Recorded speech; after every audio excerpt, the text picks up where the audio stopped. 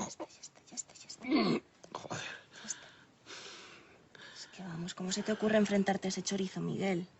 ¿No era eso lo que querías? ¿Cómo voy a querer eso? Tú y tu padre, que lleva todo el día dándome la tabarra.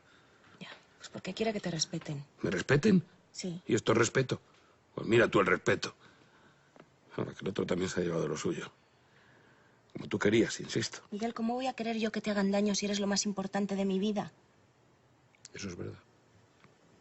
¿Es que lo dudas? Repítelo. Miguelón, pero si eres el más guapo. Y el más valiente. Ma. Y yo te quiero mucho. Y lo de lo más importante.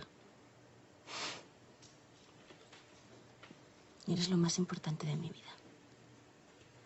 ¿Cómo que más?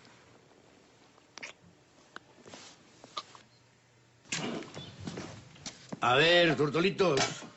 Vamos ahuecando que me se va a escapar el autobús. Pero padre, que Miguel no puede coger el taxi así, hombre. Espérese que llame a Ramón. No, deja, Paquita. Que llamo yo. Seguro que tú puedes. Bueno, lo voy a intentar. No, pues, dejadme que me ponga algo y os acompaño. Si hubieras llevado la escopeta, no te había tocado ni un pelo. Bueno, vamos a dejarlo estar, Anselmo?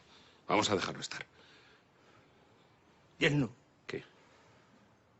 tú sabes que para mí eres como un hijo. Sí, bueno. Yo también le tengo cierto aprecio, Anselmo. Cago en Diola. Si te voy a echar de menos, coño. Ven aquí. Y hoy te has portado como un héroe. Estoy orgulloso de ti. Anselmo, suélteme. Joder. ¿De verdad que no quieres quedarte con la escopeta? Anselmo, si me vuelve a mentar la escopeta, se la hago tragar enterita. ¿Estamos? Sí, señor. Este es mi yerno. Ven aquí. No, que no. Ven aquí. Ven aquí.